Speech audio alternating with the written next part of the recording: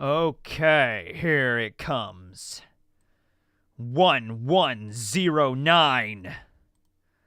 Pretty close to 1110, and then 1111, and then 11112, and then it becomes less impressive after that. But still, pretty cool, right?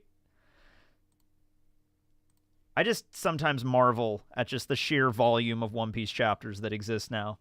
You know what I mean? Like, you're sitting here talking about a chapter of a series that's been going on for like almost 30 years, and it's like insane. Hi, everybody. How we all doing today? I am doing fantastic. What up, Matt? The sky. The sky is up. Yes, greetings, everyone. Hello. Hello, everyone. Yes, welcome into the stream. Come in out of the cold. Norman, come in out of the cold, Norman. You'll catch your death of cold. Come in. Yes, come sit by the hearth, and I shall make you some delicious soup. And then you will sit there and eat your soup while I talk incessantly about One Piece for exactly 7 hours. After that, I'm kicking you out. Okay. Have you ever thought about doing Super Chat? No. What's Super Chat? I don't know. Super Chat's always turned on. I actually did really good with Super Chats last week. Thanks to everybody for that. That was like probably the best Super Chat stream I did in a very long time. So thank you. I really appreciate it.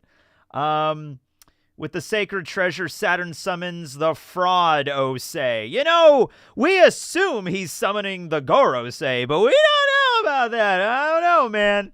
I think this is the point in the series Gin shows back up. Yep. When are they going to admit that Tashigi is Kuina? The stairs are innocent. Tashigi's not Kuina. They're not the same age, for one thing, which is one of the major problems with that theory. Also, I find it would be insanely boring if that was the reveal. Like, turns out Tashigi, the person that looks exactly like Kuina, is Kuina. No. We've also seen Tashigi drawn as a child, and she still wore glasses and was nearsighted and everything like that. Actually, no, I think Tashigi is farsighted because she takes off her glasses to look at the swords. So I think she's farsighted. Or nearsighted. I don't know. I don't wear glasses, so I don't have to worry about it. But one of those, right? So yeah, no. They are probably cousins. Some of the people that left Wano 50 years ago settled at Shimosuke Village, and that eventually became, Kozaburo. Well, Kozaburo met with someone from the village, and then Koshiro was born, and then Koshiro and someone had Kuina, and then some other people from Wano settled other locations in the east, and then it was probably a member of the Shimosuke family that was related to Kozaburo that ended up having children, and so, yeah, Kuina and Tashigi are probably like cousins or second cousins or something like that, but they are definitely most certainly not the same person. Teching is Eam. Ah, damn it, you found me out. All right, where do you live? I'll send the mother frame. Okay.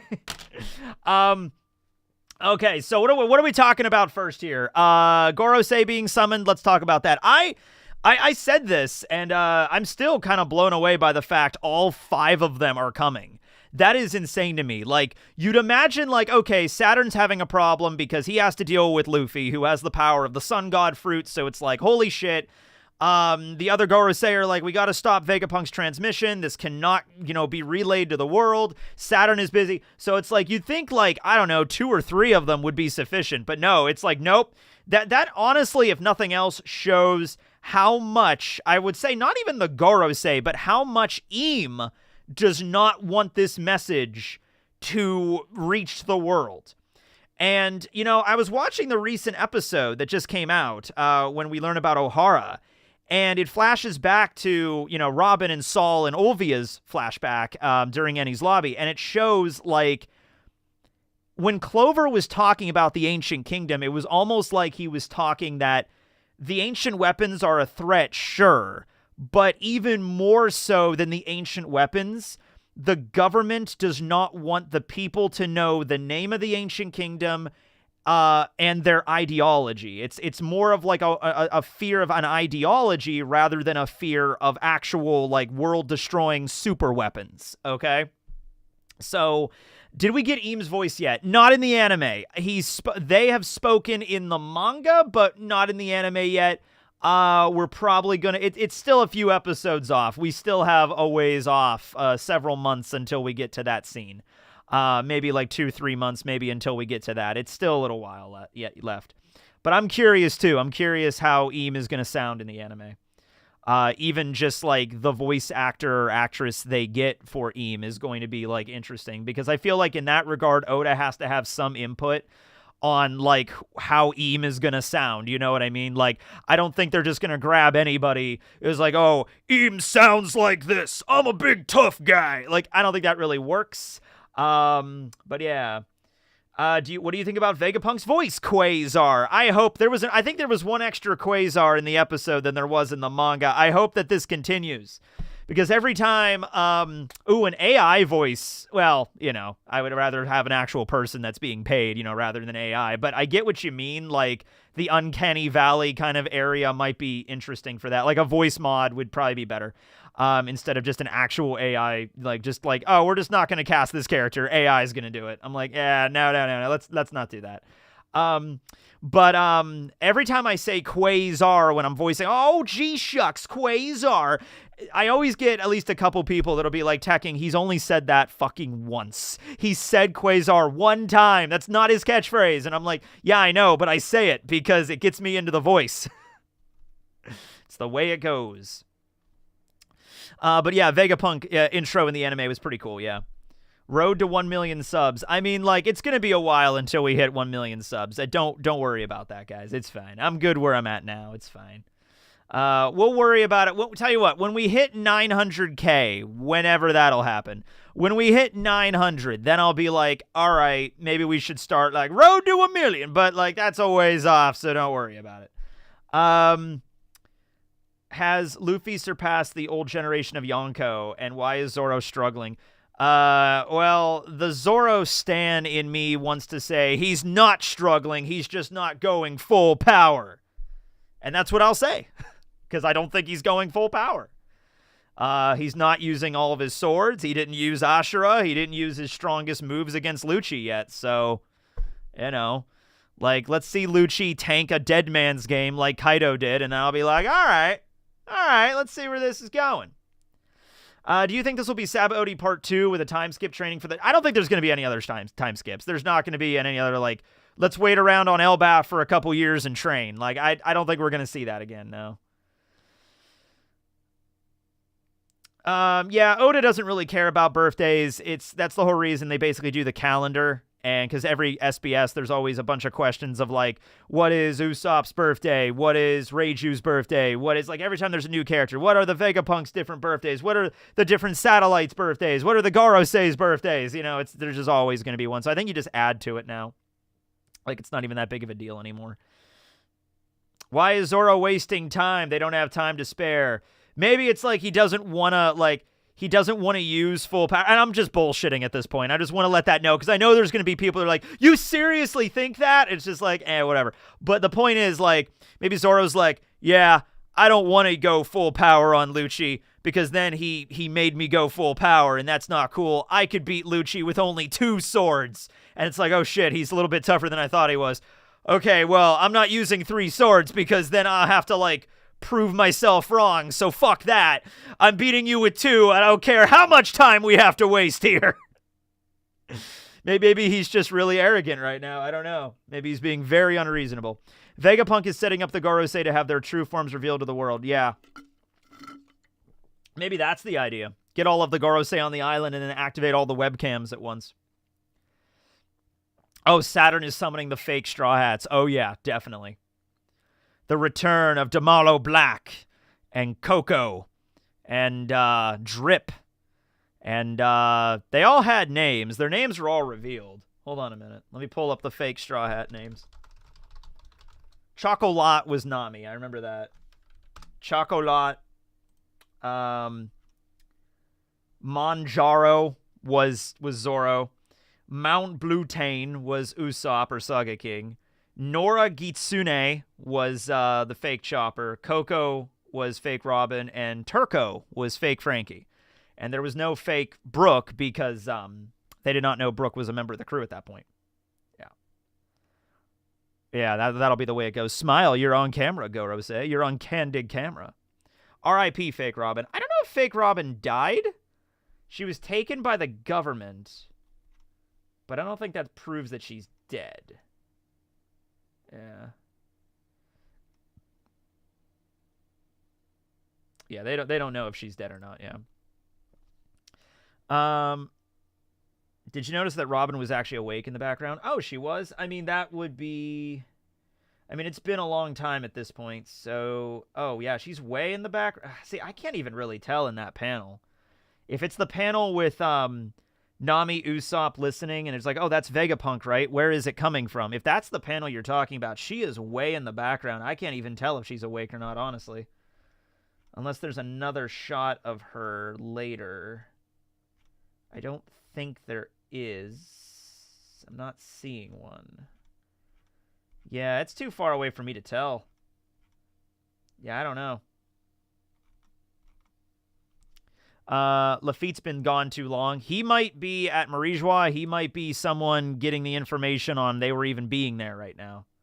Or maybe, maybe Lafitte is at Marijois waiting for the Gorosei to leave, and then Lafitte's going to do something after they leave. Maybe.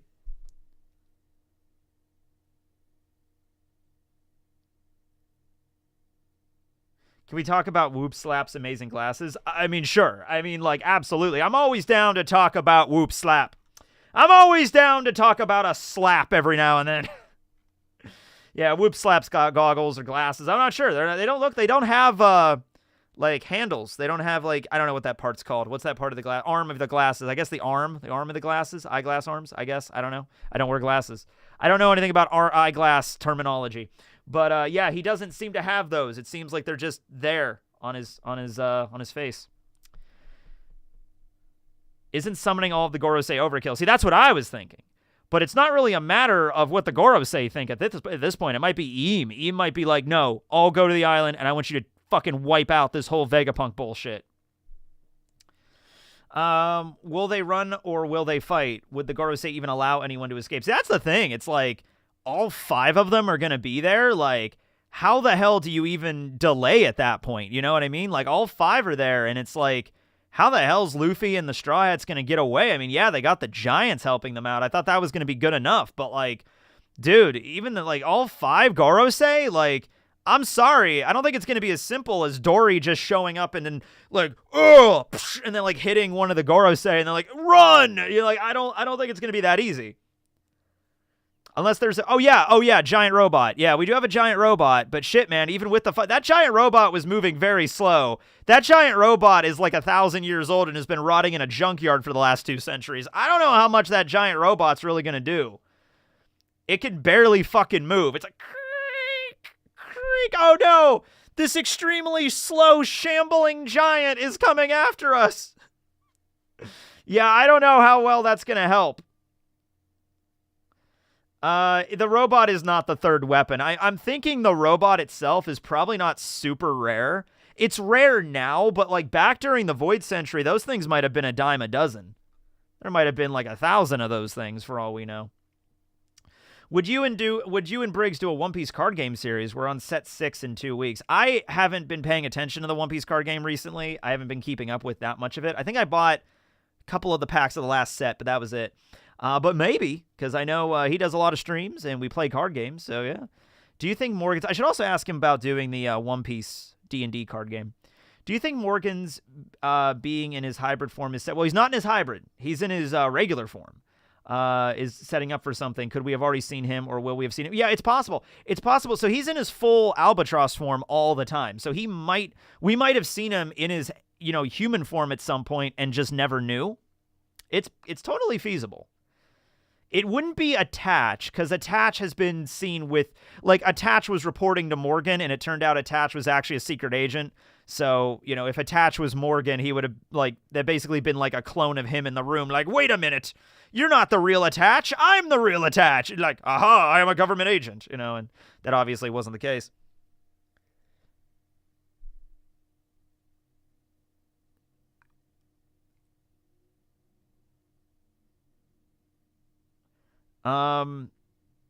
Have we seen any of the Vegapunks since the main one got killed? Oh, they're still alive. They don't lose function if the rail Vegapunk dies, but I don't think we have. Let's see. The only ones we would have seen. Oh no, we saw Edison. Yeah, we saw Edison. Edison is there in that one scene with Nami, and he's floating around, so he's not dead. Yeah. Attach was actually detach the entire time. Dun dun dun dun dun dun dun. Do you think not even down D stairs would kill Saturn? I mean, down D stairs can kill pretty much anyone. So that's the best shot, but I don't know if he's there right now. I think Zoe will show up sensing Nika, and the Minx will show up logically. Gorosei will go after Bonnie to get the passive. Yeah, they're going to be going after Bonnie, so it's like some of them are going to go up to the Labo phase to get rid of the message. Some of them are going to deal with, I guess Saturn's going to keep trying to deal with Luffy. Some of them are going to go deal with the Giants. Some of them are going to go deal with Bonnie. I mean, like, if they're all the same power level as Saturn, this is going to be an issue. Or maybe it's an issue where if they're all summoned and they all start getting injured at the same time, maybe they don't heal as fast. I'm actually really curious about that. Like, if they all start taking damage, maybe Saturn was, relying on their stamina, so that's why you couldn't really hurt them. The only way to hurt them is to hurt them all at the same time, which very rarely comes up. But the thing is, like, if that was the situation, why not summon just 4 of them? You think, like, okay, 4 should be able to get the job done. If 4 can't get the job done, 5 probably can't. So keep one of them back at Marijois just in case.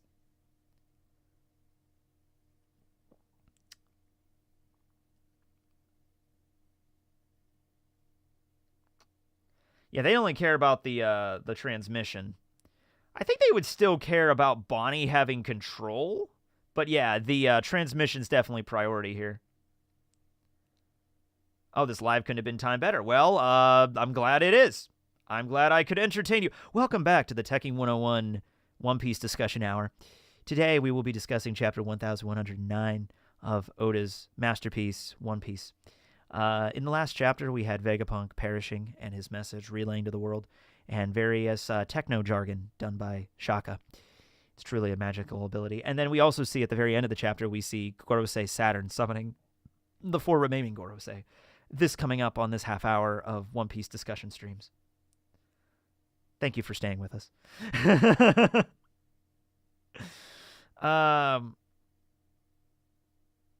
How's it going, brother? I'm doing good. Online Oasis. It's good to have an Oasis online. 1,100 people in here. I need to up it. I need to up the excitement, or maybe downplay it and go back to ASMR mode. Something. I don't know.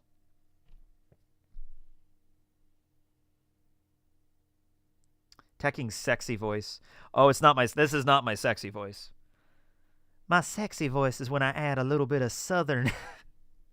I guess that's canonically Bell's voice in One Piece D&D now.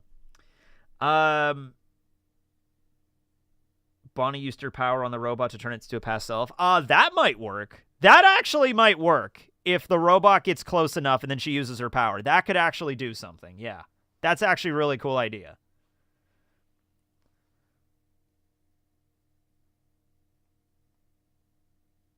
Do you hang out with people? Yes, I do. I hung out with my mom this morning. We actually did. She came down. We went out to eat together. And then we went to the mall. And then we went to Starbucks. And she got like a latte thing. And then I came home. And then I made coffee. And then I drank coffee. And I worked on a D&D thing. And now I'm doing this. We're getting off topic, though. We have to. What are some? Okay. Let's talk about Dragon. Because I saw some people saying in that last page, not the last page, but one of the last pages, where we see Dragon, people are actually saying, like, Dragon wasn't even on Kamabaka. Like, Dragon is heading towards Egghead. And the reason for that is if you look at the panel with Dragon, you see Kamabaka, you see Ivankov, you see Koala and Sabo and Bello Betty and Morley and Lindbergh and Karasu, and they're all there watching the screen. And then it just is a panel of Dragon, and you don't see anything behind Dragon. You just see Dragon, and he has this little thought bubble that's like, I think I'll be dead soon, because he's remembering what Shaka told him, right?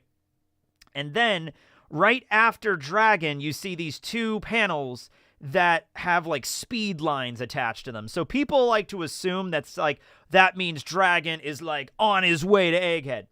I didn't interpret it that. I interpreted that Dragon is still on Egghead. I think if Oda wanted to make it clear that Dragon is still on Kamabaka.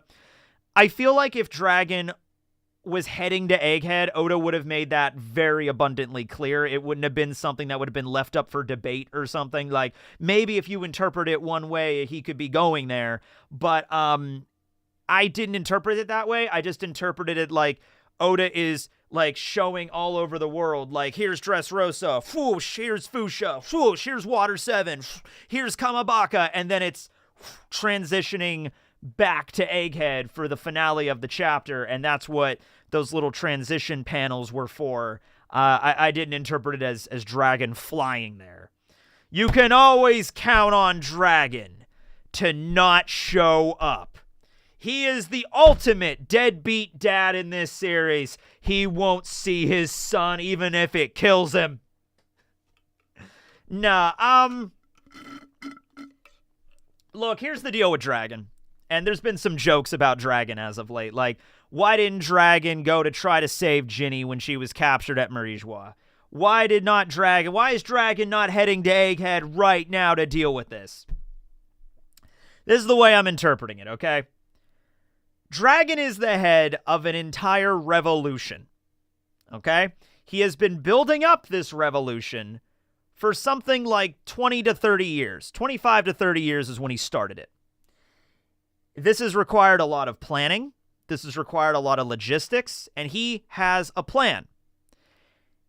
And if he jeopardizes that plan, if he goes off plan to go do something like, gotta go save Ginny, gotta go save my son, it could result in the entire revolution collapsing. Not necessarily. Back when Ginny was captured, could they have raided Marijois and gotten her back? Possibly. It's not insane to think they could have succeeded. But if it failed and they were captured, revolution's over. There is none. Game over. They're captured or dead. Same thing here. Why isn't Dragon heading to Egghead to save Vegapunk? It'd be like, maybe he could, but if he does that and he ends up getting killed, there's no revolution. He's gone. That's 25 years of work down the toilet because he went off plan. So Dragon is somebody that has this laser-focused agenda. This is how the revolution has to go. And if I rush off at any random point to go deal with my son or to go deal with my friend or to go, save people, even if it's people I care about, that could jeopardize the whole damn thing. And I've worked too hard for that. It's more about a situation of saving the world. And this is world stakes here. Or he's just scared. I don't believe he's scared. I don't get the impression that Dragon, well, you could look at it like he's scared he will die. And if he dies, not so much about his own life, but if he dies, the revolution's fucked. It's not going to work. So, yeah, he probably is scared. He's scared that he'll die and then he won't be able to save the world. And that 25 years of his life will go up in smoke and the world government will just tighten their hold on the world they already had. Yeah. I mean, that's the best way I can describe it there.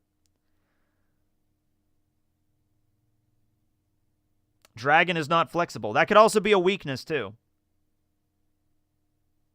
Yeah, he was at Logtown, so he did go out to rescue Luffy. But I think he viewed that as something like, I could, like raiding Marijois to rescue Ginny, that is a huge operation. Running to Egghead right now, huge operation. Going to Logtown, not that big of a deal. There were no admirals at Logtown. There was no God's Knights at Logtown. That was just Logtown. Do you think the name of the ancient kingdom could be Ryugu? I once again, I hear that popping up every now and then, and the best way I can describe it is like, that doesn't seem powerful enough to me, like, to be the result. Like, it was the Ryugu kingdom the whole time, and it's like, whoa! And I'm like, would it make sense? Sure. Could you go with that? Yeah. But I feel like the name of something being just like, oh, it was the Ryugu kingdom. That's not, to me, that's not a powerful enough twist. And there's also no Gorosei in Logtown. Yeah, Dragon has to stick to the shadows as the leader of an opposition army. It's common sense. Yeah. It also means, I mean, you got to indicate this. Being in Dragon's position, he has to make tough choices. He just has to. Like, you think being the head of a revolutionary army is easy? Do you think this is all fun and games to him? Do you think that it's just like, yeah, I could just do whatever I want? No, he has to make really tough choices. I am sure other people in his army, aside from Ginny and Kuma, have died horrible deaths, and he just has to deal with it and move on. Considering that the Mythic Zone forms that the other Gorosei members might reveal in the next chapter, do you have any new theories regarding their potential powers? I think Top Man, because he's Mercury, might have the ability of some kind of super speed because he's the messenger of the gods. Venus Juro having, like, the Shodai. Oh, we could see the Shodai next chapter. Dude, we could actually see the Shodai Katetsu in action next chapter. Holy fuck. I want to see that. I want to see that sword doing stuff. I just want confirmation he has it, for one thing. Yeah. Luffy has accomplished more in a year than Dragon in 30 plus. Well, no, he hasn't. Because Luffy's goal is not to liberate the entire world, unless we find out Luffy's dream was to liberate the entire world. Which it could have been, maybe. But Luffy's ultimate goal is out here. He is focused, but he's focused on, like, I want to find the One Piece. I want to have fun. I want to have a great adventure. Luffy's never said, like, I want to destroy the Tenryubito. I want to get rid of all oppression in the world. Now, he might end up doing that. He might end up helping along that line. But the final one that's going to be the person that's going to take out the Tenryubito and dismantle that system and build the government up anew, that's not going to be Luffy. That's going to be Dragon. His character believes in Murphy's Law. Oh, yeah. In fact, Dragon might be aware of that in more ways than you think. Dragon might be aware to the point, like, the worst thing that possible might happen will happen. I know. Dragon might be sitting there right now. Dude, I know if I go to that fucking island right now, if I go to Egghead right now, there's going to be some tragic bullshit where I'm going to end up dead. I'm not going. Fuck that. It's like, it's like Whitebeard hanging out and be like, I know if I go to Marineford, I'm going to die. Fuck it. I'm not going. Yeah, but Ace is going to be, I don't care, I'm not dying. I can read a scene. I know what's going on. So Dragon's like, fuck that, I'm not dying. I got too much to live for. I'm not doing it. Whitebeard's just like, nope, not doing it. Mm-mm.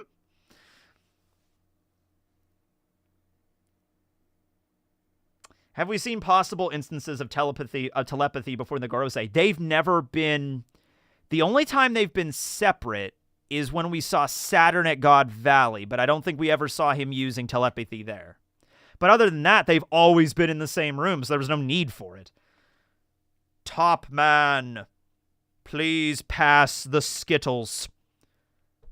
I'm right here, Marcus. You don't need to use the telepathy. I'm right here.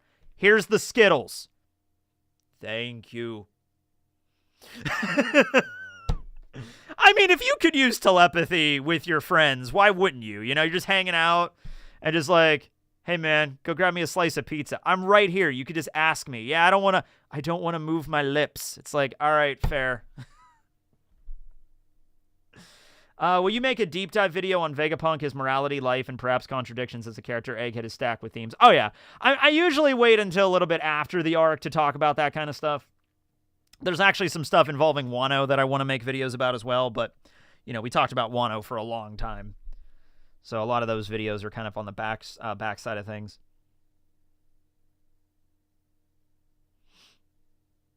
After 800 years, wouldn't it get old? What, the telepathy? Maybe. Yeah. I think there was something between Usopp and Yasopp in Film Red. I just rewatched Film Red the other night, and yeah, there's like an idea where like maybe Yasopp has like the best observation in the world to the point where it is basically straight up telepathy, and he like connected with Usopp. That was a cool scene because there's not a lot of moments in the story with Usopp and Yasopp. Why doesn't Dragon go for the ancient weapons? Robin was right there. He's smarter Luffy. Maybe that's where Crocodiles. Why doesn't he go for the ancient weapons? Well, he knows that Robin would not have known Shirahoshi. She didn't find that out until after the time skip. But even if Dragon knew about that, what is he going to do about it exactly? Go and, like, ask Neptune for his daughter? You know, it's like, oh, we need her to keep her safe. And he's like, she's probably the safest right now in Fishman Island. So Shirahoshi doesn't work. Go get Pluton under Wano. He doesn't know it's there. And we don't know what Uranus is. Usopp, I'm back with the milk. Dad! Everyone's forgetting about Kaku. He's still in a bubble in the room with York. Yeah, while all this shit's going on, in the lab, it's just Kaku in a bubble and York tied to the radiator, just like chained up. So, they've been gone for a while, and Kaku's just in the bubble like, yep. There's just explosions going on in the background. They can't do anything about it. Just... We're gonna die here today, aren't we? Yeah, probably.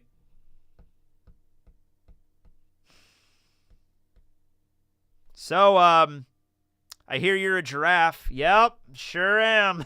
It's just Kaku and York hanging out. Hey, Usopp, how's your mom doing? She's dead. Okay, shit.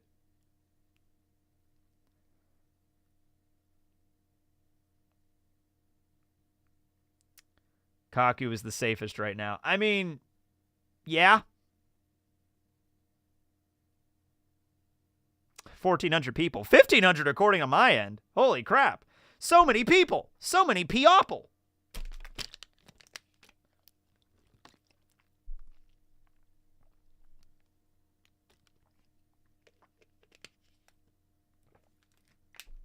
Nami just has to hit the Gorosei with the happiness punch. Yes! That's the solution to the problem. That's the solution to all problems, the happiness punch.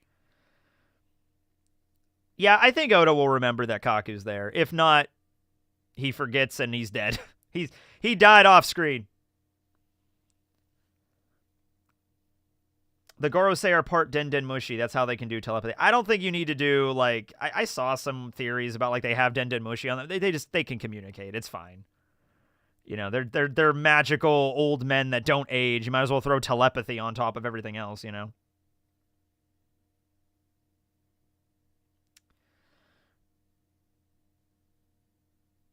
Do you like fighting games? Not really. You'd think I'd be into Tekken at least, you know? But no, not really. Not particularly.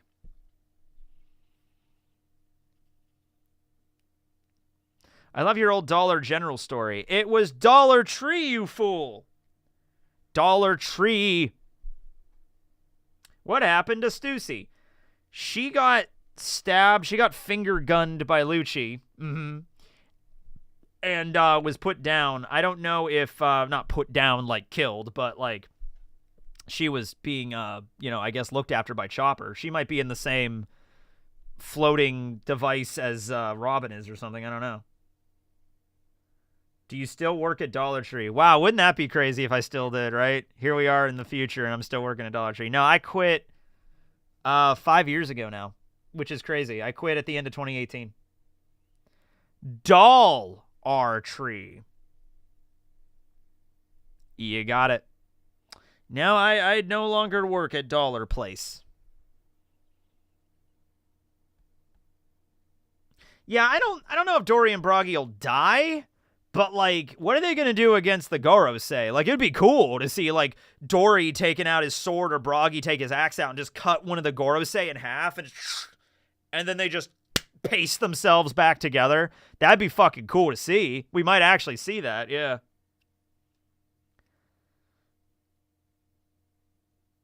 Vegapunk has a teleporter. You know, he's used that teleporter, like, twice. He used it to warp down to see Luffy and Bonnie, and then he used it to warp back up to the lab, and then I don't think he's used it since. So I don't know if Oda forgot he had it, or it has to recharge or some shit. I don't know how that works. It's a little bit weird that we haven't seen it since. Would you like to franchise your own Dollar Tree? No. I sure wouldn't. I'm not a business guy. Would you like... Oh, are you a full-time YouTuber? Yeah. Yeah, I've been a full-time YouTuber since I quit, so 5 years now. But I was making enough money even before I quit Dollar Tree. Like, if you want to say, like, just going by that, probably the when I would have considered this full-time, probably would have been, like making enough would have, like, to support myself with just this. Probably, like, mid-2016. So, it's been probably close to 8 years now.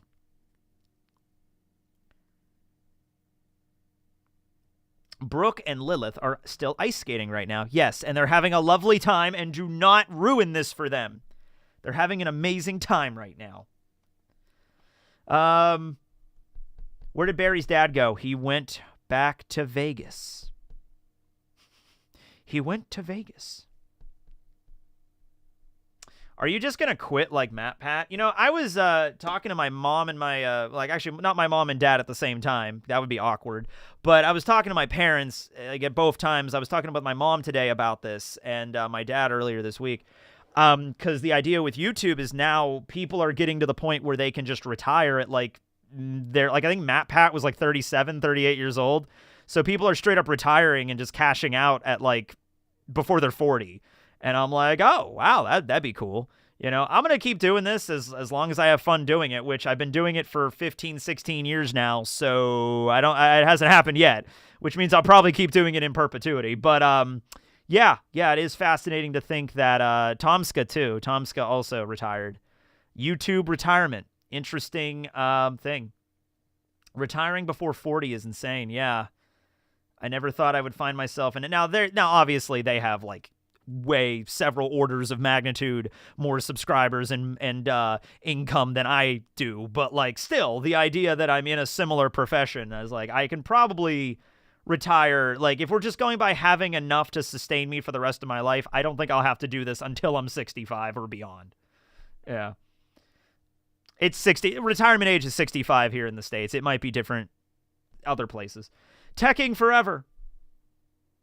He's not returning. It's more like he's done with that channel and on to other things. Like, well, in the case with MatPat, I don't know about Tomska too much, but I know MatPat just like, yeah, I'm done. I'm going to retire and spend time with my wife and my kids. And I was like, yeah, sure, fair. Go and do that. You know? Teching will build the Teching AI and then cash out. Yes. In the year 2037, I build an AI. 65 for Medicare. Well, that's a good point. My dad retired at age 65. My mom actually retired at age 62. Yeah.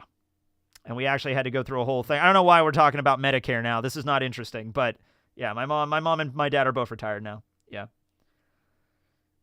How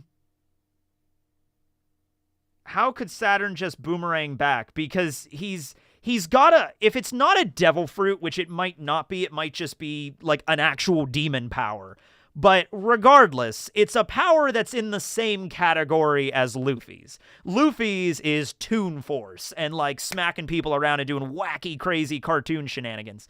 Saturn can probably do not the exact same thing, but his category of fruit is in the same area of that. If Luffy has a god mythical zone, Saturn and the Gorosei have god mythical zones as well, just different varieties of such. This is not interesting. Teching your voice makes anything interesting. I've heard of that, and I don't know how. But here we are. Yeah, if you look at the panel, there are 5 circles. There's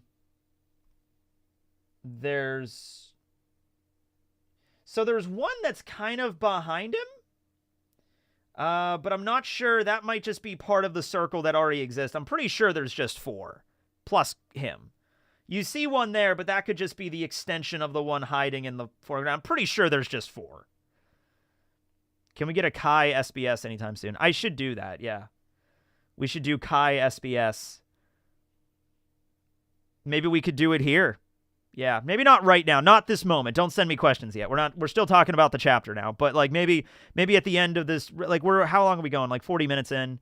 Maybe in the last 15 minutes or so of this, we could do Kai SBS. There's only 4. Yeah, there's 4. There's 4. It's just one is kind of... I wish I could just show it to you, but, like, you know. So, yeah. Wouldn't telepathy prevent impersonation by Davon? I don't think they're worried about... Unless Davon gets the abilities. She very well might. We don't know. Because her power is really, like, more advanced than probably Mr. Two's. But, if she can't, it's still useful to command Seraphim and other things. What does the newspaper cover in the One Piece world? Sports. The boxing circuit. There is a professional boxing league in One Piece. That does exist. What are your thoughts about Vegapunk sharing voice actor with Rick Sanchez? Oh, do you mean like it's the same? Yeah, I've heard about this. Yeah, like the same Japanese voice actor that voices Rick in Rick and Morty and the Japanese dub does. Yeah, I've heard about that already. And that's like the perfect person they could have cast. I mean, really. Who else could you have gotten? For years, when we didn't know what Vegapunk looked like, I just used a thumbnail of Rick from Rick and Morty.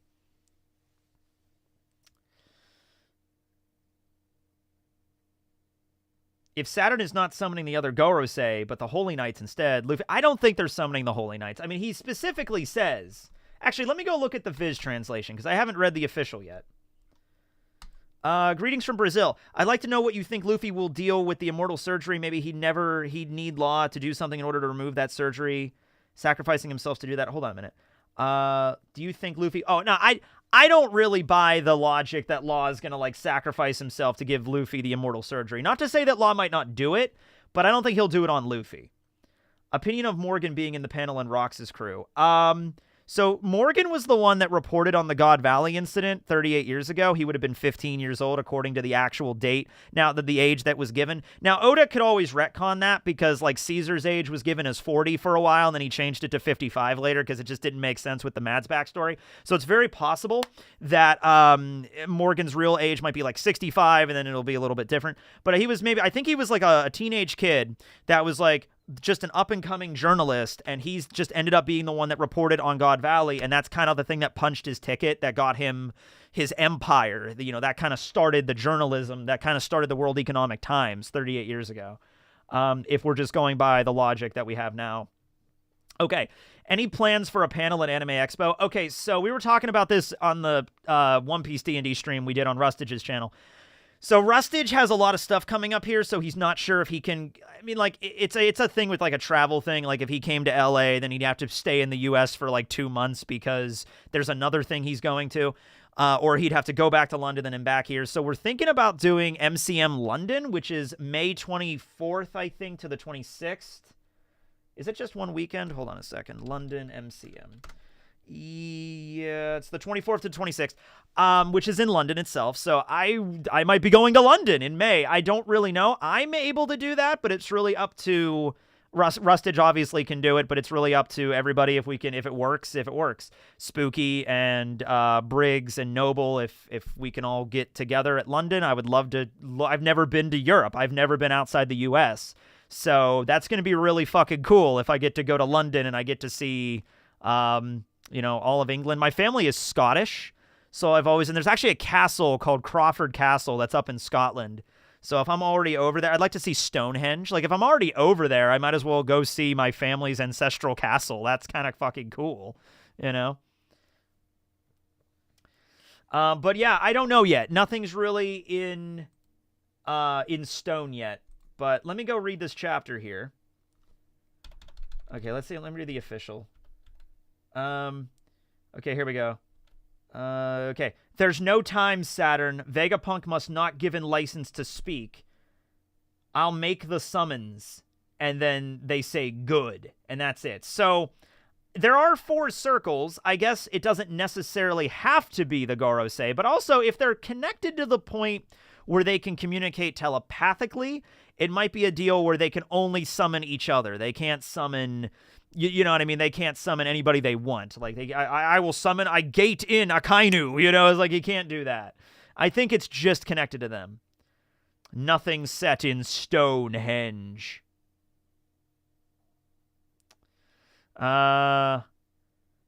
Rufy's attacks are like drums, right? For example, the cymbal smash. Yeah, a lot of them are like dawn symbols and like references to that, yeah.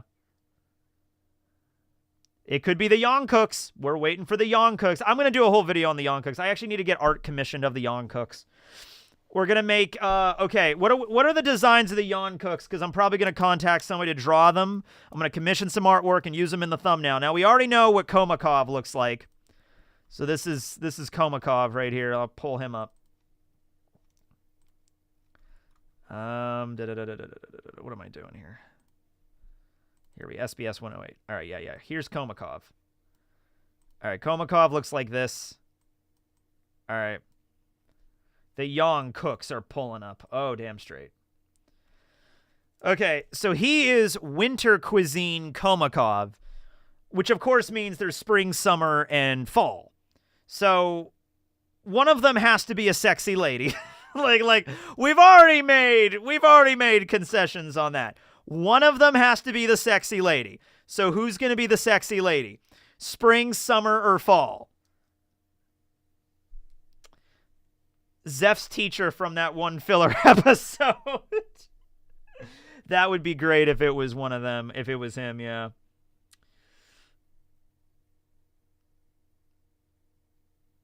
Summer. I'm getting lots of summer. Okay, so I'll make summer the sexy one. Summer is sexy. All right. Fall and spring.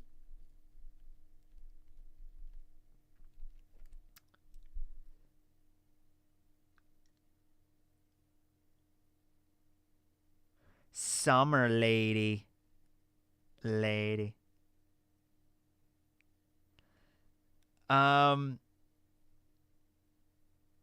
Yes, maybe. Well, they're the best cooks in the world, so I don't know, having like a kid to be your chef. I mean, I don't know if I would trust a 10-year-old to cook my eggs, you know what I mean? Like, but let alone be the greatest chef in the world. You know, I get it. But also Winter Cuisine Komakov, I mean, he doesn't look like a young spring chicken, but he doesn't look like, you know, a withered old man or anything like that. So I don't think that's the theme. You know? Just make them all sexy ladies, and then there's just Komakov. 3 sexy ladies, and then there's just this man. Hey, guys, how you doing? Ooh, a mink. Let's make one of them a mink. That's cute. For the fall. What kind of mink? Although, I don't know. The world government's really racist. I don't know if there would be a mink. We haven't seen any minks or fishmen at Marie Joie. I don't think they're going to be minks. I think they're going to be all humans. Just because it's the private chefs of the Gorosei. I don't think any of them are going to be fishmen or anything like that. Yeah, no.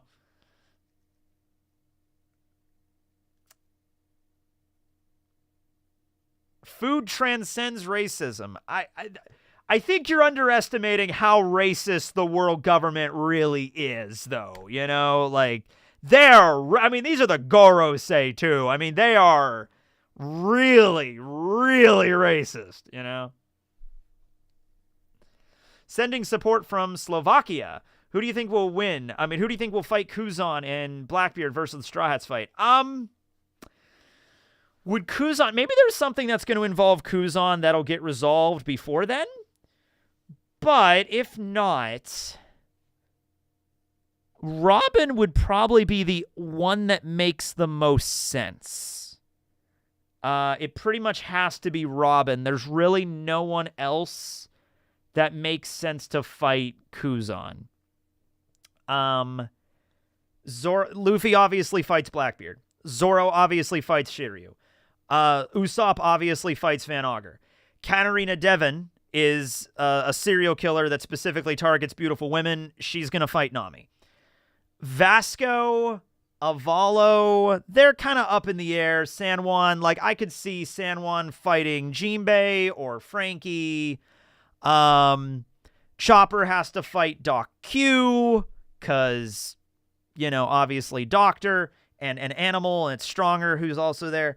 But when it comes to Kuzan, yeah, it's gotta be Robin, because she has a connection with him. Yeah, if it gets to that point. It might not. Kuzan might not be there during the final battle with them. He might leave or go do something else, or who knows. You know what I mean? Yeah. Booze and Cola would make a sick matchup. Yeah, Frankie versus Vasco, maybe. Booze and Soda. And then Jinbei could take down Sanwan, kind of like a Wadatsume kind of fight, because Wadatsume was huge, Sanwan's huge. Sanji, I guess, would then take Avalo Pizarro.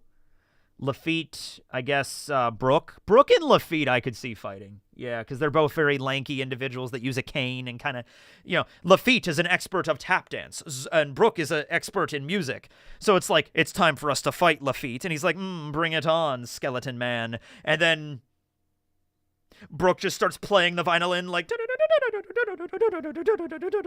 and Lafitte is dancing to it. It's like, what are you two doing? Fight! Kuzan is not part of Sword that we know. That was a theory that he was, but the implication is he is not, no.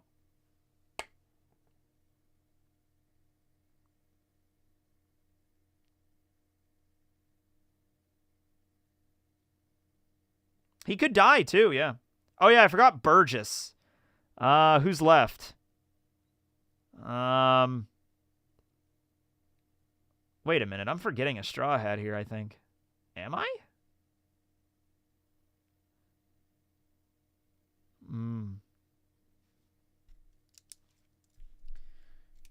Blackbeard fights Luffy.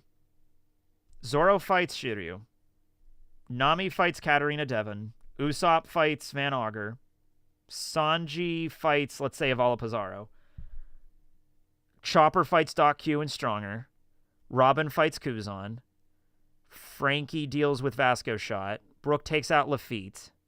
Jinbei fights Sanwan Wolf. I'm leaving out Burgess here.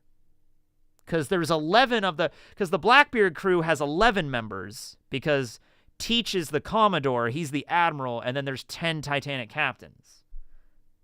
Technically, there's 12 Blackbeard pirate captains, because if you include Stronger in that mix. Yeah.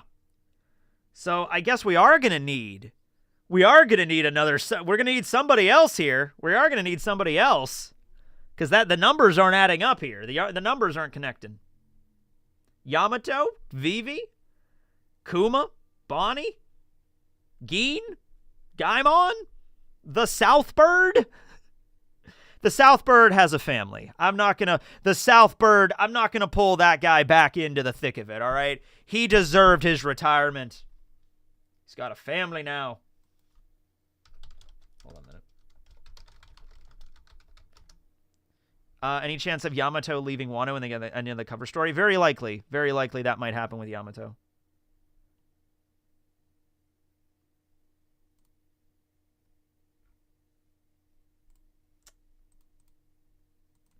Don't know where it's going to go. Or Bon Clay. Or Kuzan could defect and fight somebody. Maybe. Maybe so.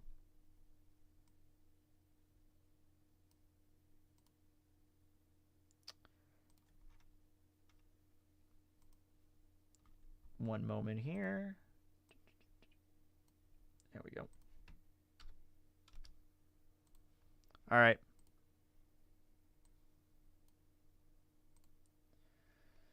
The Southbird. The Southbird and his happy family. There's the Southbird and his wife, the Northbird, and their 2 children, Eastbird and Westbird. I can't make this shit up. Oh, this guy's been through a lot of shit. I'm glad he finally got his happy ending.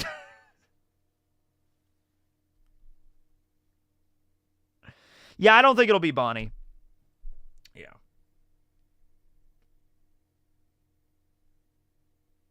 Zoro's arch nemesis. The East Bird is Dragon.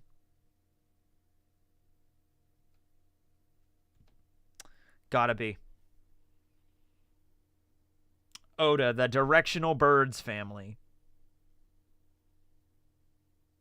I don't know if we're going to do 2-on-1. I mean, we could do the 2-on-1 thing, but, like, honestly, I think it would make more sense just to have somebody else join, or even if they're not a member of the Straw Hats, help in the fight. Your video is frozen. It shouldn't be. I don't think I'm frozen. Am I frozen? I shouldn't be frozen. I am not frozen on my end.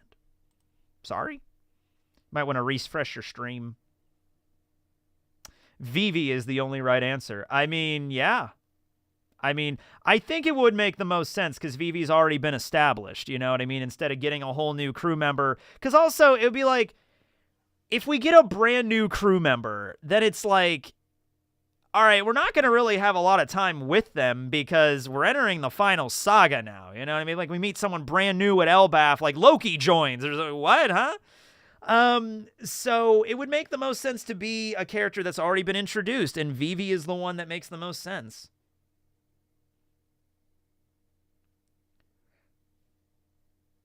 Two pages of sad backstory to get the plot going. Yeah. Maybe Yamato could join and fight Kuzan. Yeah, I want to see Yamato show up again and fight. He'll be there, and I mean, like, we're gonna have like a final big epic war scene where like all of the Straw Hats allies, like the whole Grand Fleet, and the Grand Fleet's gonna have a bunch of allies from the story are all gonna show up and fight in this battle. It's gonna be fucking cool. It's gonna be some last battle like Lord of the Rings bullshit. It's gonna be wild. Yeah, I did send an SBS to Oda once regarding Baby Five's Devil Fruit. I basically asked him, like, can she turn into a nuke? Can she turn into, like, any weapon? Like, how does this work exactly? I can't remember exactly what I wrote. I put it in the video. There was a video I made on the technology in One Piece back in, like, 2019, I think. And I had it in that video where I wrote a letter to Oda and then mailed it to him. Greetings from the Azor Islands. I know where they are. Vivi against Pizarro, Good Queen versus Evil King. That could work. That could work. And then we can move Sanji to fight Burgess. And, yeah, we could have Sanji fight Burgess. And then Vivi fight Avala Pizarro. And because Corrupt King and then the Queen, because she is a queen now. Like, she just is. Cobra's dead. Her mother's dead. There's no other siblings that we know of. I don't think Vivi has an older brother somewhere. But, no, she's the queen now. She's straight up. She's a queen, and she will slay. Vivi would get... No, Vivi's gotten stronger, guys. Wait, no, sorry. Vivi plus Karu.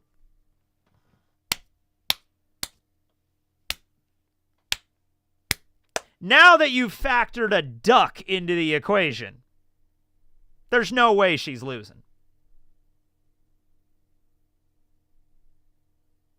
Sanji versus Invisible Guy. I mean, Zoro has to fight Shiryu. I mean, we could have a thing like, you know, Zoro, like they fought like the headliners for a little bit, and then they switched out until it eventually became Zoro versus King, Queen versus Sanji. But yeah, we could have a moment where Sanji clashes with Shiryu, but ultimately it's going to be Zoro fighting him. Dude, I'm sorry. But if there's one thing in this story that I mean, there's a couple of things in the story that I can point to that I could be like, all right, Oda, I can see what you're doing there. I mean, you're making a good story. I get it. But if there's one thing that I point to, it's the bullshit mink medicine that just, like, it was essentially like, I think this is the problem Oda had here, where it's like, I want to have Zoro fight Kaido. Zoro has to be a part of this Kaido fight. And it's like, okay, fair. Makes sense. Everything involving Hiyori, and he has Enma, and it's like, he's Odin's sword. It's like, has to fight against Kaido. And he can't pull his punches. So Zoro's going to go full throttle, right? He's going to fight full throttle, and he does. The only problem with that is he goes full throttle, and then he breaks every bone in his body pretty much. And now it's like, okay, well, somebody has to beat King. And it has to be Zoro because that's the dynamic. Zoro has to beat King. Sanji has to beat Queen. So he's like, oh, shit. How's this going to make any sense? Zoro goes and gets his fights and gets every bone broken by Kaido. And now he has to fight a fucking head. He has to fight the second in command. How's this going to fucking work? And then it's like, there's some magic bullshit medicine the Minks had that just heals all broken bones and torn muscles and returns you to 100% power for only a couple of minutes, but just, it actually returns you to your original state just long enough to have one anime fight. Isn't that convenient? Oh, you know what? Here's the reason I'm a little upset with that, because there was a means to make that work, and it would have made perfect sense. And I'm so, like I guess maybe Oda didn't realize it, or he just didn't want to do it, but, like, there is a perfect way to solve this. Marco has the rejuvenation powers of the Phoenix. And Marco kind of, like, was dealing with King and Queen, and then he kind of passes the baton off to Sanji and Zoro. It would have been so simple to have Oda write in, like, a ability that Marco has. Like, Marco's like, okay, look, Zoro, all of your bones are broken. I have an ability that will allow me to basically take my life force and give you some. I'm going to be completely drained after I do this, and I won't be able to use my powers for a while, but it'll bring you back long enough to fight. And I would have liked that more because it's not bullshit medicine. It's like using mythical zone devil fruit powers to revive Zoro for like an hour to go fight. And then Marco was going to tap out of the fight anyway. He did. He didn't fight after that. He was like, I'm done. I can't fight anymore. That would have been better. I think that would have made a lot more sense. You know, I'm going to use my magical, mythical Phoenix Devil Fruit abilities to give you a 1 hour boost. And then after that, it's same thing. You'll still feel the after effects and I won't be able to fight anymore. That would have made more sense, I think. Could have been Marco's Exactly. Could have been Marco's awakening, but it like drains him when he does it. And he was already injured from fighting King and Queen. So it'd be like, look, I'm already banged up. If I use this power, I'm not fighting anymore, but I'm going to trust you, the future generation, to beat King. Bam, literally passing the torch. Like, he opens up his flames and he like, Zoro, touch the Phoenix flames. It's like, and then it's like, go and fight. And then that would be cool. And then, oh, dude, you could have a moment where Zoro's like covered in Phoenix flames as he's like fighting King. Dude, that would have been fucking badass. You know, like, oh, dude, that would have been awesome. Bullshit medicine, no. Bullshit zone. Because you're dealing with, like, mystical, magical devil fruit powers at that point. You know what I mean? How does a fucking medicine magically fix, like, how many broken bones did Zoro have? I know it's One Piece, but at that point, you could have just given him milk. It's like, hey, we know milk kicks ass and heals broken injury. There you go. Just drink a shitload of milk, Zoro. All right, you're good to go. Maybe that was the medicine. The medicine. We got to inject 10 cc's of milk directly into his bones. It's the only way to save him. Oh, man, dude. That would have been cool. Phoenix fire Zoro. Marco gives him the flames. He's covered in Phoenix fire. He's like, let's fucking go, King. It'll be a good parallel because, you know, King is also covered in flames and they're clashing. Zoro has fucking blue Phoenix fire shooting off his swords. Dude, that would have been badass. Yeah, hockey infused milk. Yes, absolutely. The energy steroid and what was that in Alabasta? Okay. Two different things there. Two different things with that. The fatal fuel in Alabasta was basically like a really strong, like, stimulant. It was basically they shot up like crack. They shot up something that was like it was an adrenaline shot was basically what it was. That's what it was. It was adrenaline.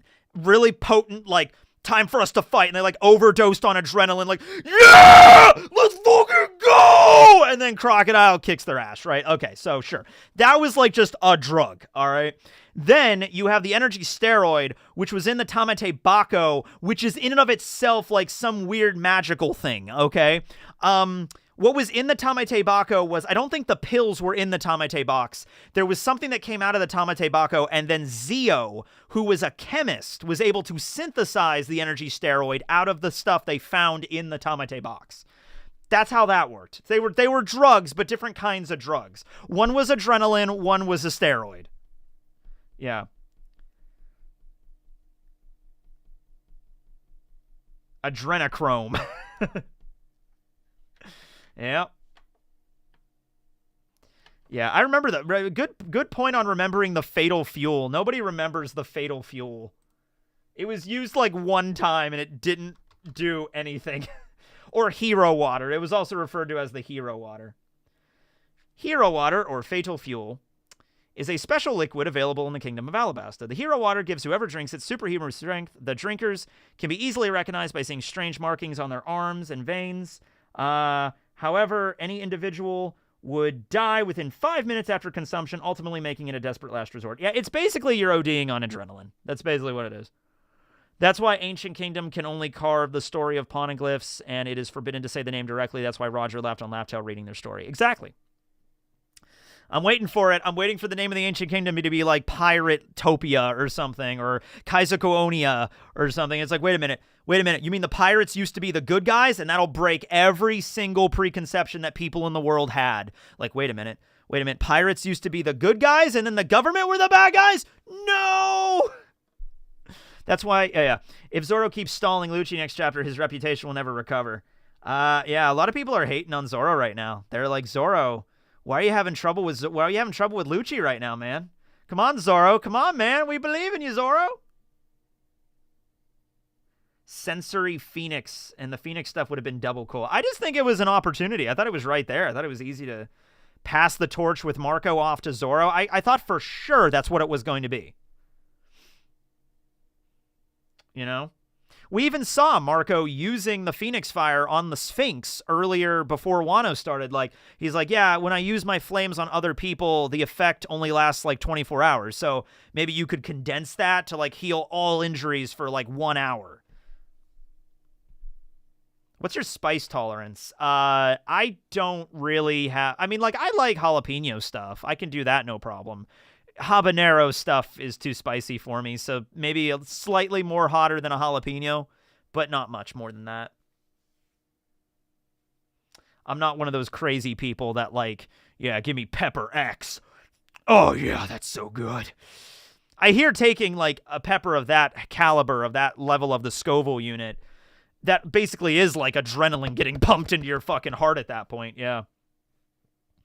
What would you do if Nami robs me? If Nami wanted to rob me, I could not do anything about that. She would have already robbed me. Like, I'll just go upstairs and my entire house will be gone. I'd be like, shit. You know? Like, yeah. She's a professional thief. There's a One Piece, the next stream I want to do, because we did which One Piece character would be, like, the best influencer. And we did the bakery streams, and we did the isekai stream. So the next one I want to do is which One Piece character would be the worst roommate, like best and worst roommate, like which one you would live with, right? So I have 2 thumbnails for that. I have this thumbnail of Luffy. Luffy would be a nightmare to live with. And then I have Eneru, which is also funny. God, can you imagine living with Eneru? He would just be like, go fetch me an apple, slave. And I'm like, no, dude, take out the fucking garbage. It's Tuesday night. A god does not take out the trash. Both of these people would be so irritating to live with. Oh, yeah. Doflamingo wouldn't be great. But that would be that's kind of what I'm doing for the next live stream. Yeah. Can you read it again? Yeah, I can read that, yeah. Let's see what we got here. What are we? Oh, we're at hour 10 already. Going by quick here. Azaria. This is great because I'm just starting to feel hungry. That the Vegapunk will be mentioned is just a Jinx name between Ancient Kingdom and World Government. Is it possible that it would be just a Jinx name game? Oh, no, I don't know really exactly. Like, it has to be whatever it is. It has to be a word that the entire world will understand when you hear the name. Because the government was afraid of the name itself. Like, the name itself is a hint. So if Vegapunk comes out and says, yeah, there was this ancient kingdom that was super technologically advanced and they had achieved world peace and their name was Kaizoku, that's going to break everything that everybody thought they knew about pirates. The origin of pirates. Will Luffy unlock a layer of Gear 5 where he is serious? I mean, I can't imagine Luffy smiling while a crew member or a family member is dead. I mean, he's definitely had times, and we've seen this in Gear 5, even last chapter, when he's not smiling. where he's really, even in the last chapter, I think there was a scene where he was pissed off. I mean, there's scenes where he's overreacting and laughing. There's other scenes where he's really mad. When he grabbed Kizaru and Saturn, he looked pretty pissed. Yeah. Everybody, yeah, the Emerald City. Maybe this is finally the time for the Emerald City to make an appearance. Is being broadcast, the message is being broadcast from Kamabaka Kingdom, and the Saturn poised. I don't think it's broadcasting from Kamabaka. I'm pretty sure Dragon and Ivankov would have known about that. And that Saturn poisoned Kizaru when they got smacked together. That one, maybe. Kizaru's also made a light, but then again, the attack did hit him. I don't think Saturn was trying to poison Kizaru, but maybe he might have. Yeah, he's pretty psychotic during Gear 5th. He's pretty erratic. He's all over the place. The Emerald City isn't real. Don't be silly. Crewmate dies. Ha ha ha ha ha ha ha ha. What a funny story, Mark. I love that scene in the room. I quote that all the time to my friends. I don't know anybody named Mark, but I quote that constantly. Ha ha. What a funny story, Mark.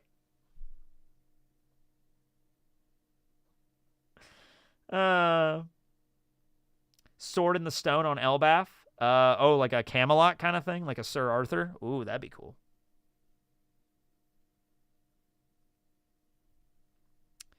La da da dee dee, la da da dee dee da, la da da do, la da da dee. Insect lightsaber is the solution to the 5 Gorosei. Oh my god, that'd be so fucking funny. The lightsaber that attracts bugs, and all the Gorosei are like, can't turn away. So mesmerizing. And then Saturn's just like looking at the lightsaber. I am compelled. What if Robin sleeps through Vegapunk's message? I don't think she will. I think she'll be awake for that. Excalibur! I love Excalibur from Soul Eater. I love that character. Greatest character in the world. I might put that character in my fucking D&D campaign. I love Excalibur. The Gorosei are actually Den Mushies. I've seen that a lot, and it's a cute little theory because they can communicate, but nah, I think they're just magical old guys that all have telepathy, as you do. Are you still planning on camping with your dad before the last chapter? Yeah, I am. So, here's the thing. I want you to imagine this scenario here, and I really hope this is not some bullshit that gets leaked like months before. I would imagine the secret of what the One Piece is, because a lot of people know about it. Oda knows what the One Piece is. At least I hope he would. Oda's editors know. People at Shueisha have to know. So how many people on this planet do you think know what the One Piece is? Know it, just from a business perspective, they probably have to ask Oda, what is it? You have to tell us, legally, we have to know this information, right? So if you just include all of his editors, Oda's had quite a few editors. I don't know how many people, at least 10. Just his editors. Does his wife know? You got to question these kind of things, right? Let's say no more than 20. Let's say 10 to 20 people on this planet know definitively what it is. All of those people had to sign NDAs, non-disclosure agreements on you can't reveal this information to anyone. If they did, then they would get sued and they would lose their reputation and all that crap, right? So that's under lock and key. Still, it's a fucking thing, man, where I'm always thinking, what if there's a situation where somebody knows, like a former editor of Oda or something, one day gets just I'm just going to reveal it to the world and just post. It's out there. Now, obviously, that person would be sued and shit. But what if it gets to a point where it's just I just want to see what happened? It's that chaoticness in people's life. I hope that never happens. I hope that never happens, right? But anyway. So here's the thing, like the announcement on when the One Piece is going to be revealed, that'll be probably several weeks before. Like, I think there's going to be an announcement that will come out that'll be like, chapter 1207 is the chapter where the One Piece will be revealed. And this announcement will be made like several weeks, maybe even several months before it comes out. I think that would be the smartest thing to do. To like, it's going to be chapter 1207 or chapter 1135 or chapter 1300 or whatever. I'm just picking a random number. And so in that regard, leading up to that chapter's release, there's going to be spoilers. And the One Piece community is pretty good about managing spoilers. Like, you know, people don't go around it. Like, yeah, I do see them posting every now and then. But the reality of the situation is this. You're not going to be able to contain something like that. You know for a fact that in the days leading up to the chapter, I think the smartest thing to do would be the people that handle spoilers to not even do spoilers for that week. Like, just by an order of just ethics, like, nobody is going to post spoilers. But you know somebody will. Somebody will get their hands on the chapter at some point, and they'll be like, I know what it is. I'm going to post about it. That's going to happen no matter what. You could say, oh, we could all come together and make a mutual agreement, but you know people are going to post it. It's going to happen no matter what. And so in that regard, I think I'm going to film some stuff in advance and then go camp with my dad in the middle of the woods for like a week and then come back and read the chapter. That'll be an idea. That'll be an idea. Yeah.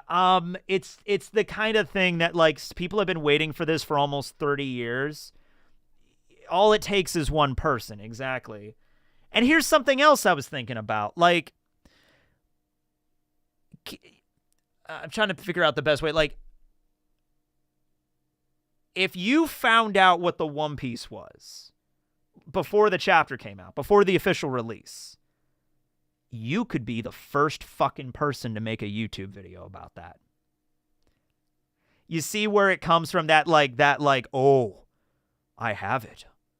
So you know a lot of people are going to make YouTube videos about it beforehand. You know people are going to, you're just not going to be able to stop that kind of shit. You know, it's going to happen. So, and spoil everyone. Yeah. Because that'll get views. You know there's going to be a few people that'll do it. That's the thing. There's no way that like every single person, we're all going to have mutual, like we're all going to come together and have like, okay, everybody, we all agree. No spoilers for the chapter, and nobody makes any videos until the official drops. Are we all in agreement? And it'll be like, yeah, like all of the big names like me and like all the other, you know, all the big names like me.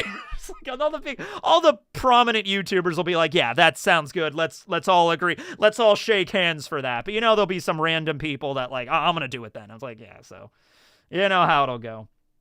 One Piece finally revealed, not clickbait. It will be shit like that. You know it'll be. Yeah. We now call an emergency reverie. Shit, man, we might have to call an emergency reverie for that. Like, all hands on deck. How are we dealing with this? It's going to be like a fucking peace treaty or some shit. Like, all right, everybody, we all agree. Nobody makes any fucking videos until 8 a.m. on Sunday. You know, like, everyone's like, okay, we all agree then. All right.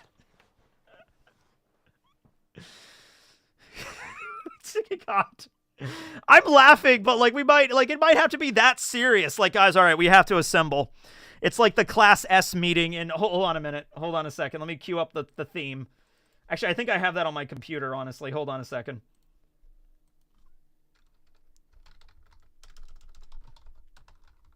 Yeah, I do. Wait, do I? Where the fuck is it?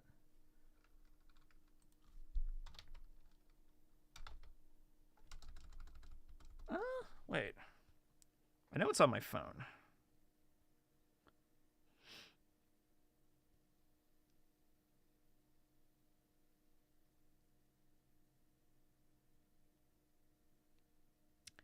Oh. Oh, there it is. We've all assembled now. We're all sitting around a table. It goes through like our subscriber ranks and shit. Yeah, that'll be half to what happened, yeah.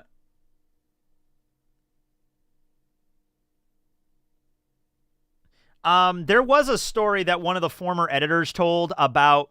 So he's the former editor of Oda, but back when he was the editor, when he became the editor, and it was announced that like, oh, this is the new editor for Oda Sensei. One of the dude's ex-girlfriends like messaged him like, "Hey baby, I hear you are the new editor for Oda. Just wanted to know, what's the One Piece? You can tell me." It's just like, and he's like, "No, I will not tell you. I cannot." And he didn't tell her, but that's a story that I saw before. I don't know if it's true or not, but dude, if he told her, that guy goes back to his apartment that night. He clicks on the light, and Oda's just there smoking a cigarette in the dude's kitchen. It's just like.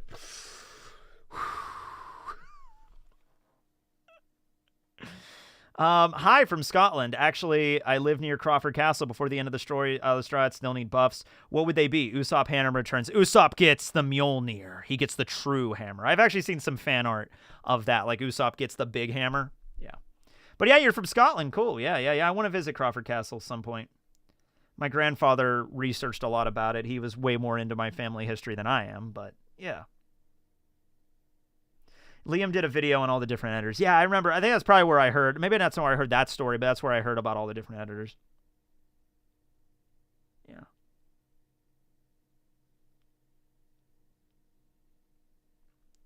Stop by Hogwarts while you're there. Hogwarts. But yeah, we're winding down here. Thoughts on the theory that Vegapunk is using the 10 minutes to bait out the Gorosei? That I didn't even consider that theory until this stream, but now that I'm thinking about it, it does kind of make sense. Maybe it is. Maybe that is what his master plan is. Love the work. Watching since Bleach. Keep up the good work. I would stay, but I'm at a library right now. Also, Whitebeard versus Yamamoto. I mean, Yamamoto would win. I mean, he could literally channel the power of the fucking sun. So, unfortunately, I'm sorry, Whitebeard. You're not going to make it out of there, but yeah. Moon Girl and Devil Dinosaur made an Excalibur face reference. Oh, okay. I don't know what that reference is to, but I'd have to look in that up. Answered that one.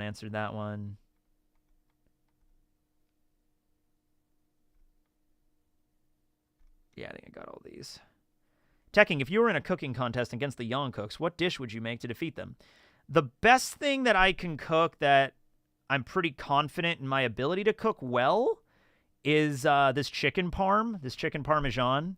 But it's a recipe from Joshua Weissman, so he would do a better job with it. But that's the best thing I could probably make that I'm super proud of. And that's all I got. It's not bad, but it's nowhere near like gourmet level chef good. So, yeah. Yeah.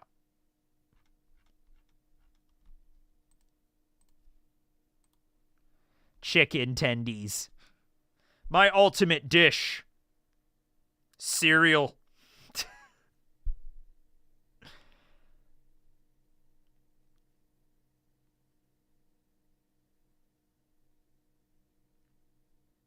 What's the tentative plan for next week? You mean this week coming up? There's a break this week, so probably going to do a stream at some point, yeah. I'll do that roommate stream.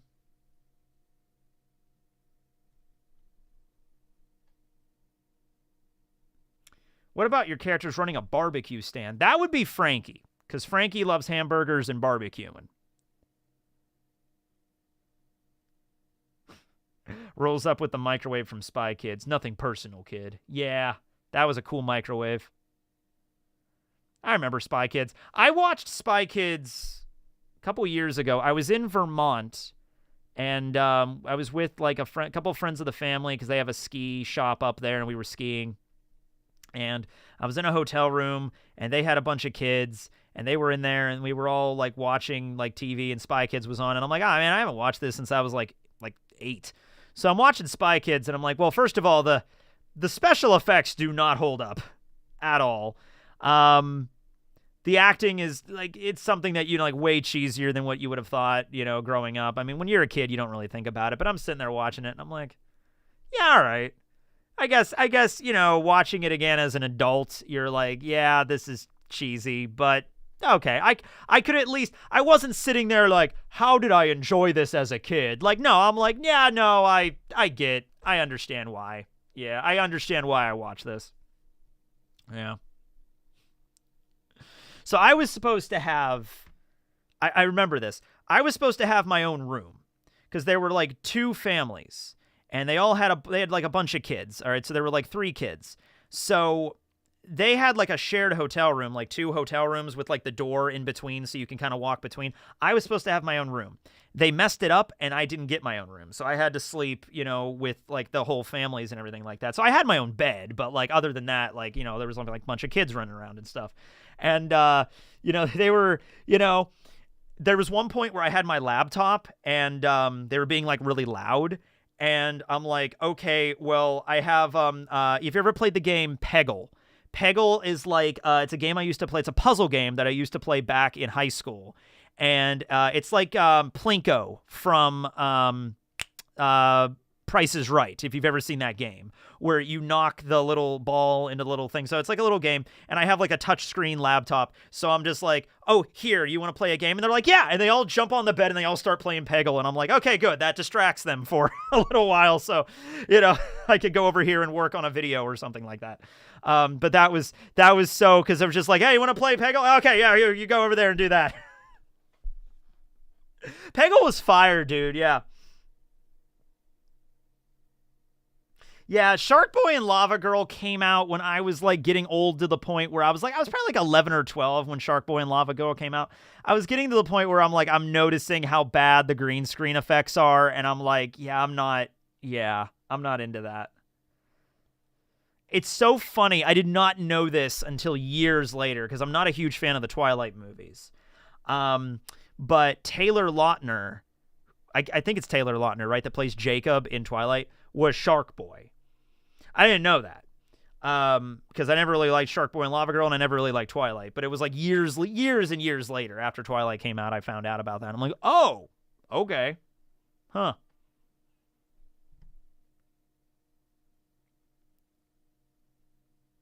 Yes. The Price is Right yodeler. No, not the yodeler. That was like a separate game, but Plinko was like the game where it goes down and it's like Peggle. Yeah. Peggle is like Plinko, and Plinko is like Peggle. There you go. That's not cyclical at all.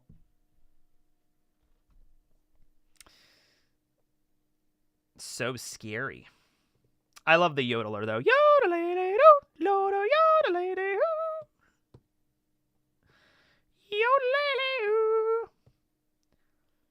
Yodelay-day-hoo. But hey, you know what? We're near at the end of the stream now, so I think for like the next 5-10 minutes or so, let's do some not isekai. Let's do some. My foot's asleep. Let's do Kai SBS.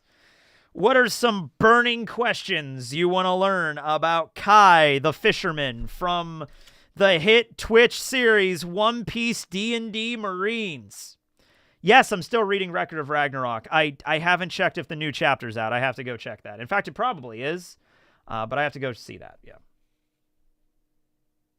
I don't know when the next Baldur's Gate stream will be. It'll be on Twitch when I do it. I'll probably put out a Twitter thing because I'm moving it to Twitch. Yeah. Kai's favorite dish is, I could say seafood in general, but I'm probably going to say not even like something super exotic like lobster or shrimp. Like any type of seafood Kai's down for. Like lobster, crab, halibut, swordfish, shark. Like he'll eat anything. But I'm going to assume like him and his dad went fishing when he was a little kid and he caught something like super common. Like, I don't know, like maybe like catfish or like something in the ocean that's like not rare. It's like something super around. It's like not a big deal. And that meal was like his favorite meal. And so maybe like catfish is his favorite food. It's not even like the best kind of fish to fry up. Like it's not bad, but like there's better fish. If Kai goes fly fishing, does Kai tie their own flies? Yes. I've never been fly fishing, so I don't really know the whole dynamics of it. Belle glares at Kai. Kai has definitely eaten crab before. That's definitely happened. Like there's no, like, he is not a crab, like, maybe not now. Maybe he's not going to be, like, eating crab in front of Belle, like, what? What? So maybe he doesn't eat crab anymore, but he's definitely had crab before, yeah.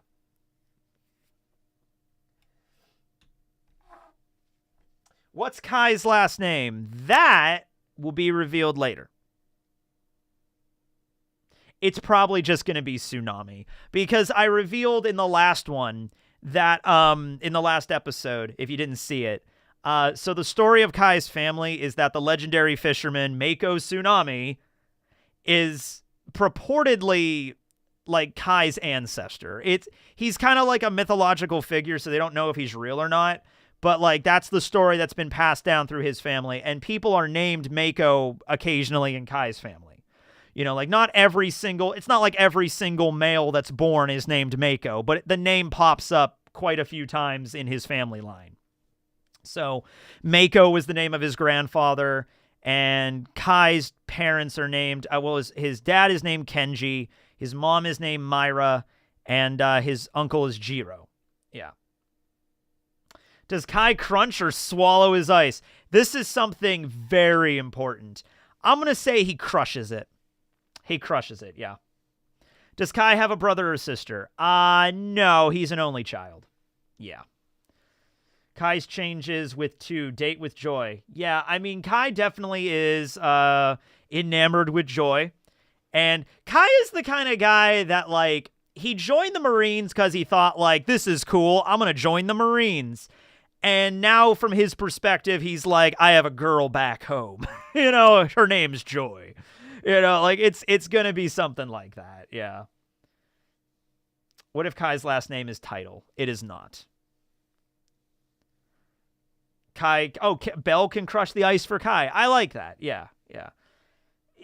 Kai might be, like, using Belle's claws. Like, Kai buys a soda, and he's just like, like, Belle, can you... All right, thanks.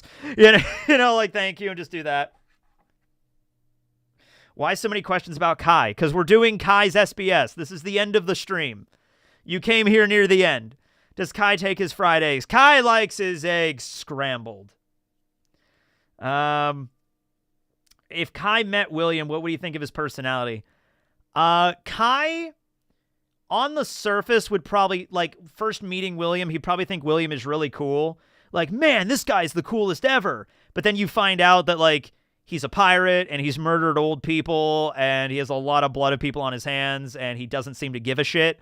Yeah, I think it's like you're hanging out with somebody that's like, yo, man, this guy's so cool, and then you find out that, like, oh shit, he's into some dark stuff, or, he's part of, like, this, like, gang that, like, murders people, and it's like, oh shit, no. But now you're, like, hanging out with them, so it's like, what do? Do you just, like, I'm just gonna leave now? Why? What's wrong, man? Nothing. Just, my mom's calling. I gotta go. Kai is very much like, he's like the goody two-shoes kind of guy, like popular kid in high school. And then he shows up at a place he is not supposed to be. And it's like, oh shit, I'm a little bit over my head here. That's kind of it. When is Kai's birthday? That's actually, I think it's June 20. Let me pull it up on the wiki, because I did mention what it was. Because I do add stuff to One Piece to Kai's wiki page every now and then on just more about him. June 29th is his birthday. It's National Fisherman's Day. That's why I picked it. Yeah. Kai would never eat a devil fruit, but if he was ever tricked into eating one and he got the power and he couldn't do anything about it, I'm probably thinking of Doflamingos, because it's the string fruit. He can make fishing wire, he can make nets, he could just lift things out of the water, he could fly with it. It would probably be Doflamingos. It would be the Ito no Mi. Yeah.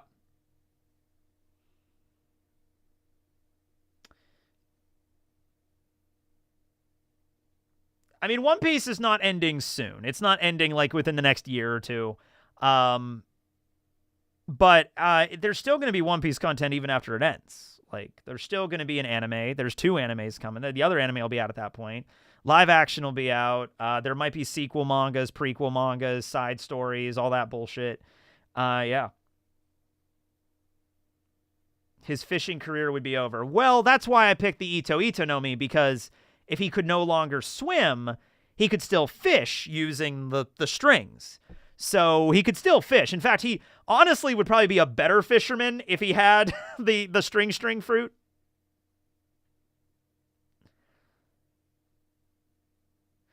Yeah, the Guinness Book of World Records said it's ending in 2025. I do not take that seriously, but yeah, that's what it said in the book. I was kind of surprised that it just had that in there as like a little blurb.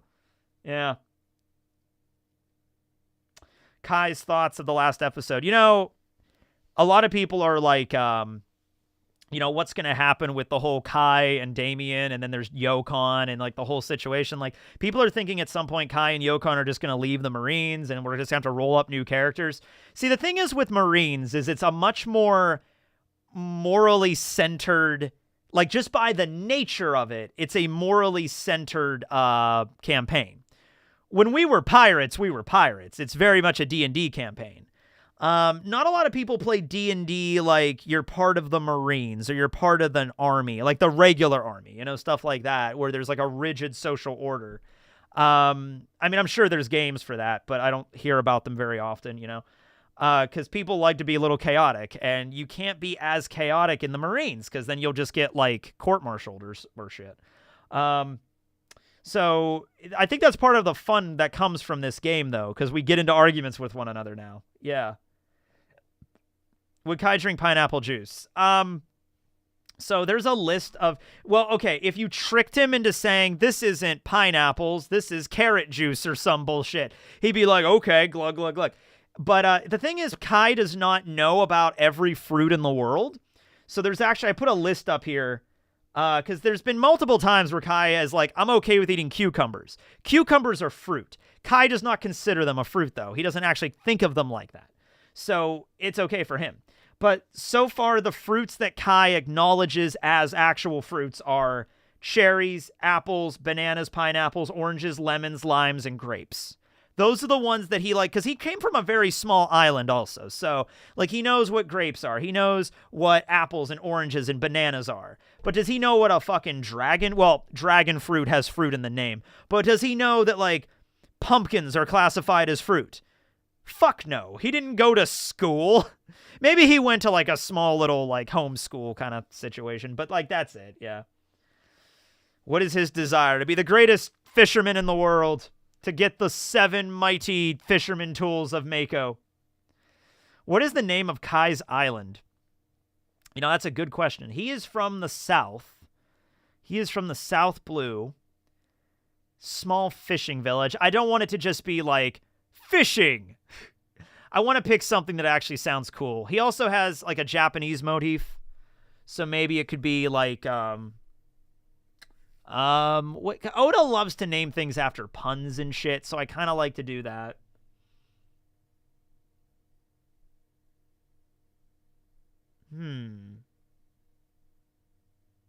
Is there a Japanese phrase for like, okay, so in English, there's a phrase, at least in America, that's like goin' fishin'. All right, like going fishing, and there's like even little signs that say or gone fishing, going fishing, gone fishing. That's like kind of a phrase you use. And I was wondering, like, is there a phrase that's equivalent to that in Japanese? Like an expression like gone fishing, bye. You know, if there's an expression like that, that might be the name of the island. Yeah. What is Kai's justice? He's still trying to figure this out because Kai has never sat down and had a philosophical fucking conversation or like even thought about like, what's the philosophy of justice? You know, he's not thinking about that. So he's still trying to figure it out. Shutsugyo Island. That actually sounds cool. Shutsugyo. Pole Swing Island. That's cool too. Pole Swing's not bad. I like Pole Swing. Shutsugyo Island, Pole Swing Island. Maybe Pole Swing Island is the name of the island, but Shutsugo is the name of the village. That would be cool. That would be more fitting because Kai's name is actually, I have a kanji for him and stuff. So there's like, and he has the Japanese like fisherman headband thing on. So it's like kind of like, yeah. It's like a Japanese fishing village he grew up in, essentially. Wet Justice. I like the sound of that. Yes, let's go Pole Swing Island. And there were other villages on the island. There were no big cities. There were no giant cities on the island, but there were fishing villages dotted around the coast. He just happened to grow up on the one that had the marine base, or next to it. Yeah. Pole Swing Island and Shutsugo Village. All right. But I think that's good. I think we're about an hour. Yeah, we're about an hour and 40, so I think I'm going to call it there. Thanks, everybody, for joining in for this lovely stream. We had 1,400. I think only like 1,800 people in here at one point. That was fucking wild. Thanks, everybody. Yeah. I am going to go eat the rest of that food that we had. We went to Outback Steakhouse today, so I have a whole steak in there and some shrimp left over. I'm going to go eat some shrimp. God, I love shrimp. Shrimp is an amazing thing. I love seafood in general. I've met people in my life that don't like seafood. They're not allergic or anything. They just don't like seafood. And I'm like, God, there's such a percentage of food that you're just, nope. And I'm like, well, not to say that I'm like, how dare you not like seafood, but I'm like, man, that would suck to not have a taste for seafood because there's so many good types of seafood. You know, you're just like a big percentage of all the planet's food is just inaccessible to you. And I'm like, that must suck. You know? Yeah. All right. Well, anyway, thanks for watching. I'm hungry now. I'm going to go eat that. Teching, signing out, everybody. Bye. I work at Outback. There was a fan of mine that worked at Outback once, and he was in the kitchen, and he came out, and he saw me, and we took a picture together. Fantastic time. So if you're watching this, Ren, rock on. I hope the boxing career is going well. All right.